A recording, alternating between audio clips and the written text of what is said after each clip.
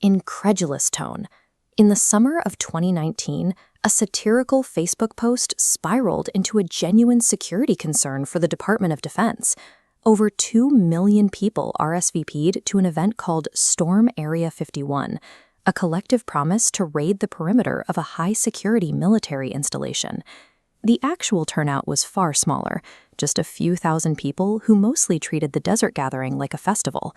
Even so, the local government had to deploy hundreds of thousands of dollars in security to manage the massive crowd. Beneath the internet memes lies a heavy cultural conviction. For decades, millions of people have believed that the government uses this specific site to house crashed alien spacecraft and recovered extraterrestrial remains. This fascination with the base isn't a byproduct of the digital age. It is a persistent public obsession that has been building since the late 1940s. This creates a strange contradiction. If the military is truly protecting its most sensitive technological secrets, why does the government allow the mythology of Area 51 to remain one of the most famous stories on Earth? The modern UFO narrative began in 1947 with the Roswell incident. The story famously started when the military issued an official press release stating they had recovered a flying disc from a New Mexico ranch. The Army quickly moved to walk back that claim, releasing a new statement identifies the debris as common weather monitoring equipment. Decades later, a man named Bob Lazar deepened the mystery by claiming he worked at a secret sector of Area 51 to reverse engineer alien craft powered by Element 115. Element 115, or moscovium, is a heavy synthetic element that Bob Lazar alleged was the absolute key to extraterrestrial propulsion. Looking back at these shifting official stories, a pattern emerges. These contradictions appear to be the foundation of a deliberate counterintelligence strategy, one that we are only now beginning to understand. To find the true purpose of Area 51, we have to look toward the Cold War. In 1949, the Soviet Union shocked the world by successfully testing its first nuclear bomb. In this era, satellites didn't exist yet. The United States was essentially blind to Soviet military progress, creating an urgent need for a new way to observe the USSR from above. President Dwight D. Eisenhower authorized Project Aquatone to solve this problem.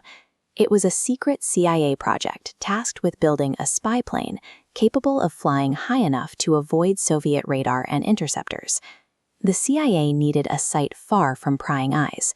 They selected a dry lake bed in Nevada, surrounding it with hundreds of miles of restricted desert roads to ensure the work remained completely isolated. The location was also right next to the Nevada test site.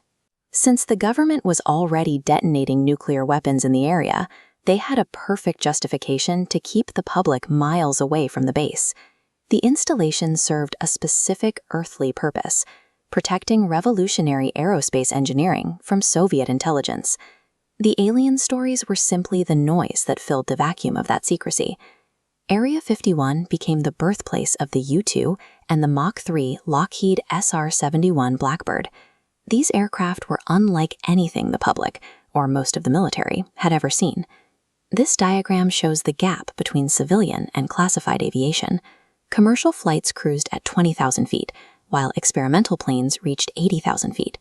To a pilot below, these planes looked like impossible, glowing silver streaks.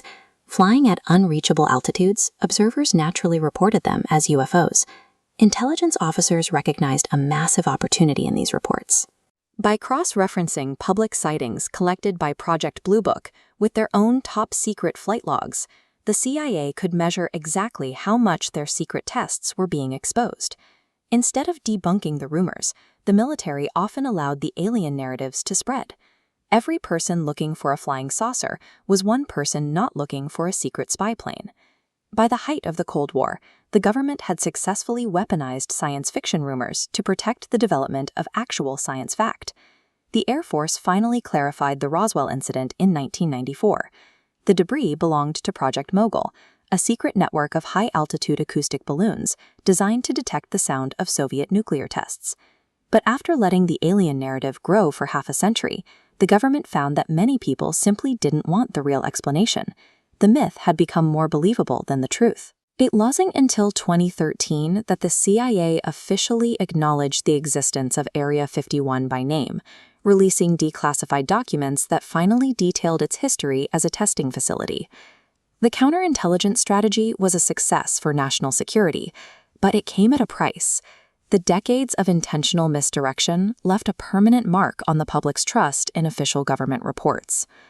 In recent years, the military has shifted away from the term UFO entirely. They now use UAP, unidentified anomalous phenomena, to describe sightings that require scientific investigation. We are seeing a new level of official transparency. In 2020, the Pentagon declassified videos of Navy pilots encountering objects that defy conventional flight characteristics, and Congress has begun demanding formal UAP reports. While the old Area 51 stories were often a convenient fiction used as a shield, these modern reports describe genuine, unexplained technological anomalies encountered by professional pilots.